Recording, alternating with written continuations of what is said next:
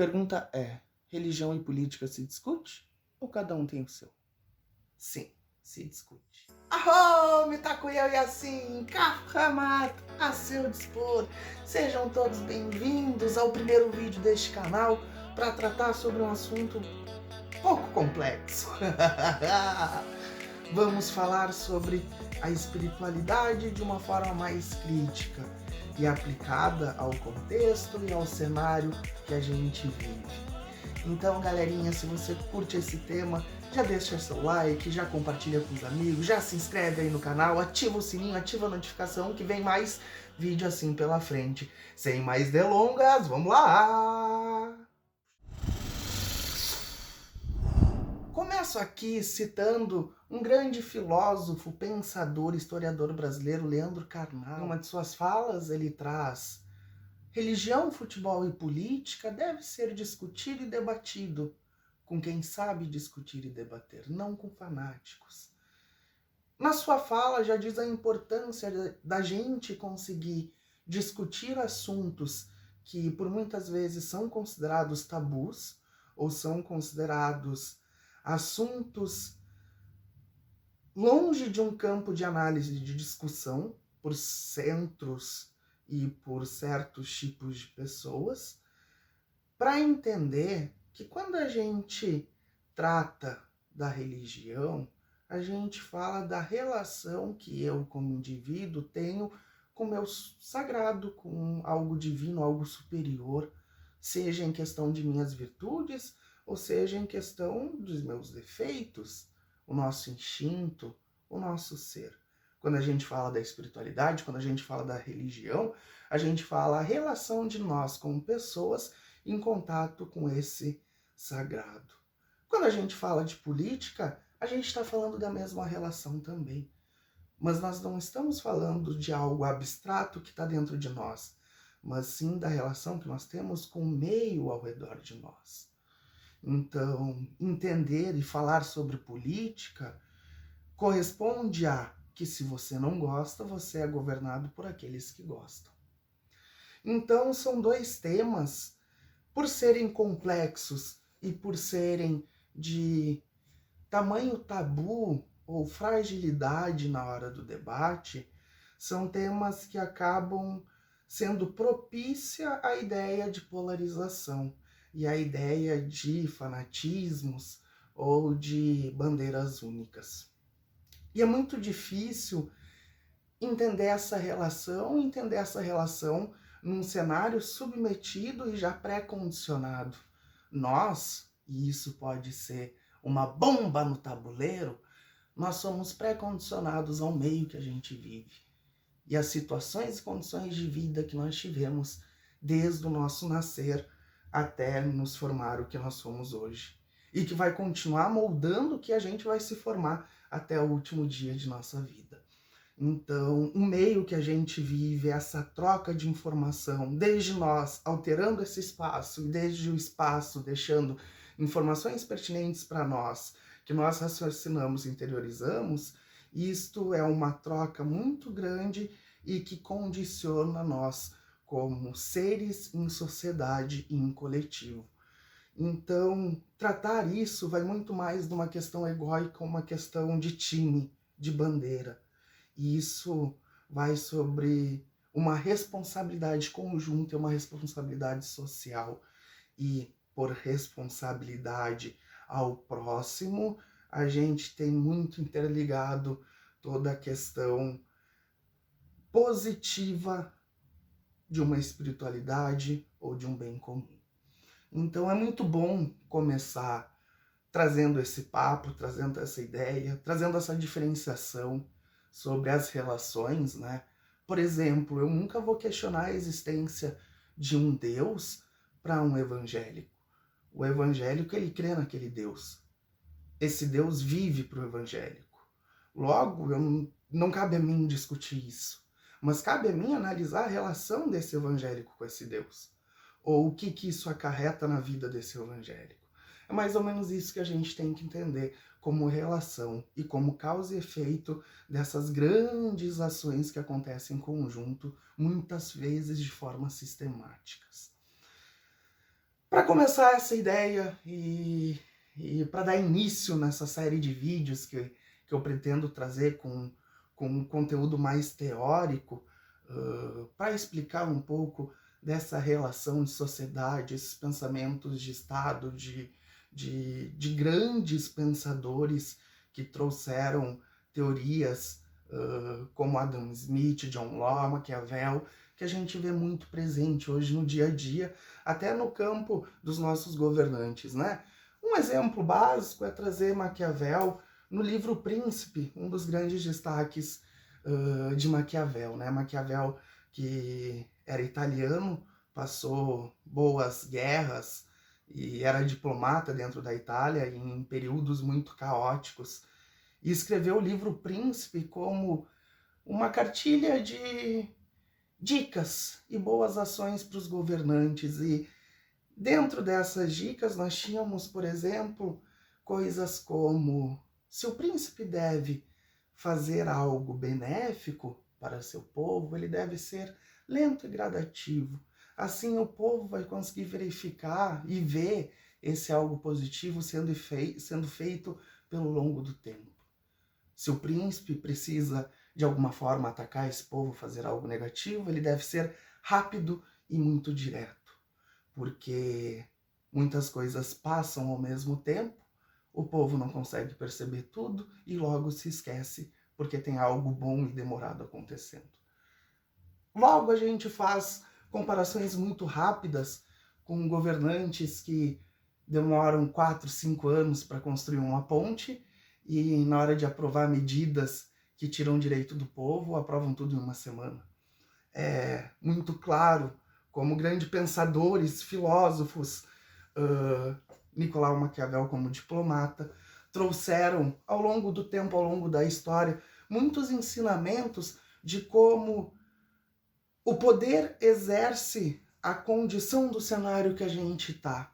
E quando a gente fala de causa e efeito, quando a gente fala de condição, quando a gente fala de possibilidade e do querer, a gente está falando intrinsecamente dentro de uma magia aplicada na nossa vida e na regra que a gente está envolto, nessa matrix de relações de compromisso, de responsabilidades, que incrivelmente, em comparação a séculos atrás, nós não estamos mais inovadores, mas nós estamos extremamente mais ocupados do que estávamos antigamente. Vamos trazer um pouco um conceito histórico, um conteúdo histórico da formação brasileira, de como o Brasil ele foi construído, como que nós chegamos até aqui. Claro que se formos detalhes por detalhes, esse vídeo vai estender muito mais do que a gente tem ideia, mas vamos pegar alguns pontos chaves para a gente entender qual é o país que nós estamos, né? A gente sabe que os portugueses trombaram ali pelo Brasil por volta de 1500 depois de Cristo, né? Trombaram porque não descobriram por acaso, tá? Isso é uma das grandes falácias que te contam na escola. Eles trombaram aqui, nós passamos 300 anos, um pouco mais de 300 anos, em um período colonial, em um período de alta exploração. Não que depois não tivesse exploração, né? Mas que foi muito escancarada a exploração. Até passar por um período imperial e depois chegar no republicano. O importante é que desses mais de 500 anos de vida que a gente tem, muito mais da metade, lá seus 380 anos, foi de escravidão. Foi de 70% do povo negro, escravo, que trabalhava e vivia em condições extremas, e com a abolição da escravatura lá em 1888, com a Lei Áurea, os escravos eles não voltaram para a sociedade com respeito, né? Se hoje a gente já fala e já denuncia o racismo estrutural, imagina como é que era lá em 1888. Acredito que não era da mesma forma, né? A vida é muito boa. Esse povo que teve a sua liberdade, já tardia, atrasada perante o resto do mundo, não teve a mesma realocação na sociedade. Logo, não tinha as mesmas condições e ainda sofria um preconceito danado. O pior não era só isso. Eventos como o de 1904 no Rio de Janeiro, a reforma urbana, tirou todos os pobres do centro da cidade e obrigou a morar nos morros. Aí tem a formação de todas as periferias que estão ao redor do rio. Um problema social causado por um agente que deveria resolver os problemas sociais. Em 15 de novembro de 89, Marechal Deodoro da Fonseca decretou o fim do período imperial e declarou a tão conhecida República Brasileira através de um golpe de Estado. Militares dando golpe de Estado desde 1889. Vou passar um pouco batido dos outros governantes, período da Era Vargas, que foi uma era muito polêmica, às vezes contraditória, mas que deixou enormes avanços e muitos legados. Nós tivemos período JK, período Jango, golpe de 64, um crescimento forçado no início da década de 70, que afetou em toda a economia da década de 80. Se você dá pesquisa em um search no Google, coloca década de 80, década perdida, vai entender um pouquinho mais do que eu tô falando. Talvez, se tu é um pouco mais velho do que eu, deve se lembrar. Se não, pergunta para os teus familiares como é que era a época onde tu ia no mercado de dia e era melhor ir de manhã, porque de tarde o preço já era outro. A inflação era muito grande, a moeda trocava de tempos em tempos, não tínhamos uma estabilidade financeira e econômica, até um grande jogo e uma grande formulação econômica, motivada primeiro por um plano diretor que traz um novo aparato da máquina do Estado, trazendo algumas cláusulas dentro dos princípios da administração pública e imputando um novo modelo de funcionamento, trazendo alguns benefícios como todo o terceiro setor da administração pública, esse organizado por organizações da sociedade civil e ONGs, assim como o terceiro. Importante falar do golpe de 64, que defende a volta da ditadura militar. A volta é ilegal, né? Porque a Constituição, no seu artigo 4º, já prevê como cláusula pétrea a obrigatoriedade do Estado de Direito, ou seja, defender uma ditadura militar é crime. O processo de volta da ditadura militar foi um processo lento e gradativo. Não foi um processo que se deu do dia para a noite. Até a consolidação, a criação da grande Constituinte de 88, que define um estado de bem-estar social. E é isso que a gente é, ou era, né? 2016, golpe! Eu vou passar batido toda a era Lula e Dilma, porque eu não quero ser atacado como petista da vez aqui pelo YouTube.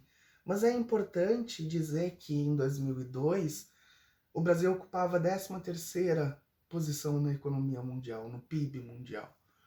E em 2011 o Brasil chegou à 6ª economia mundial. E nós chegamos ao modelo atual onde a sociedade é dividida e é categorizada por aqueles que detêm patrimônio e detêm renda. Inclusive, muito bacana, o Emicida atualmente trouxe em uma de suas falas também, uma ideia muito particular e interessante sobre a elite.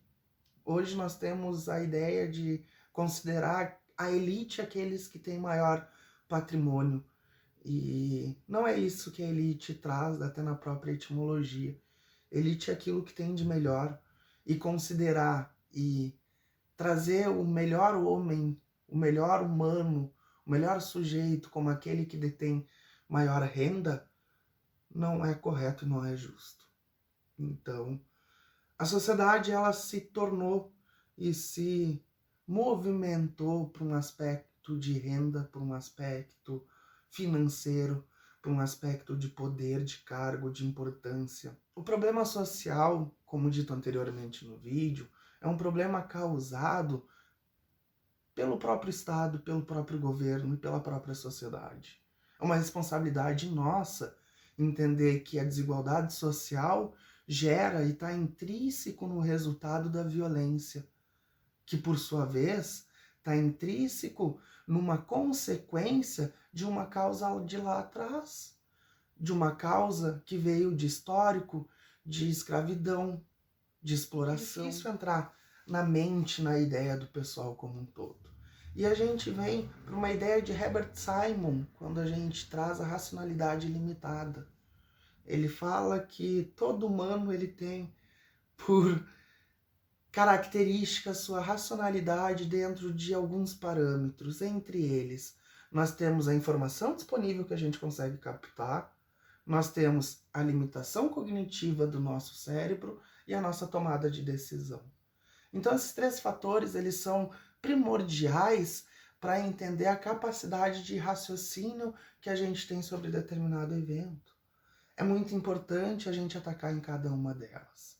E é muito importante a gente sempre nos questionar, sempre buscar tanto novas informações disponíveis, aprimorar cada vez mais nossa limitação cognitiva para aí sim conseguir resultados melhores, tomada de decisões melhores. Senão é muito fácil e muito provável que a gente caia na famosa teoria da lata de lixo. A teoria de lata de lixo diz que a gente pegar soluções prontas de outros locais, de outras realidades, de outros contextos e cenários e aplicá-las dentro da nossa realidade, numa tomada de decisão espontânea, ela resulta em dar errado na maioria das vezes. Ou seja, para a gente conseguir aplicar soluções dentro do nosso cenário, do nosso contexto, a gente precisa ter um estudo específico para isso, específico para as relações, específico para entender o porquê nós estamos moldados assim.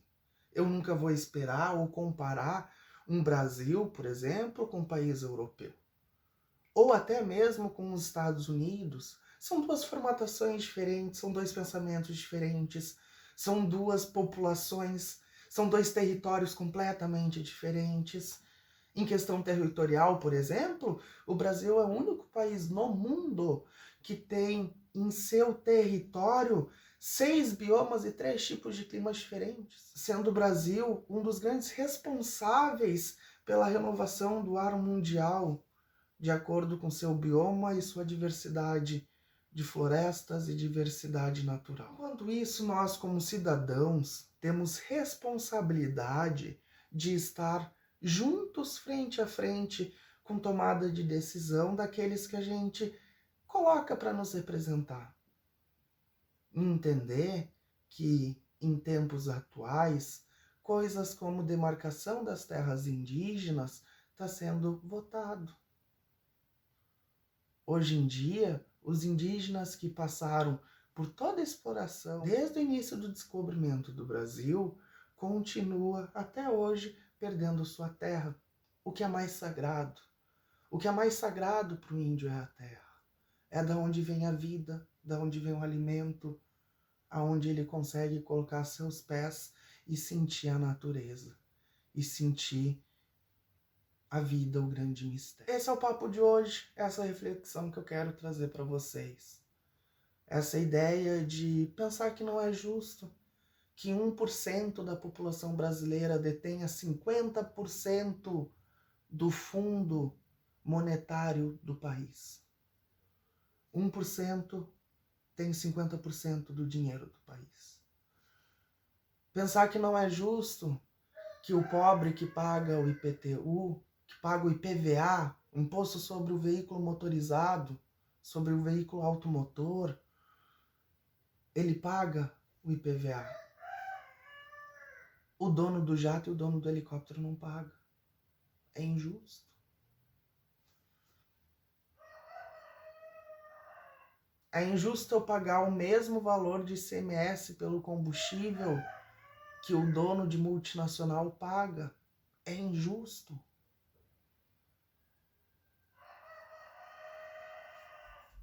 É injusto nesse país não se recolher imposto sobre grandes fortunas.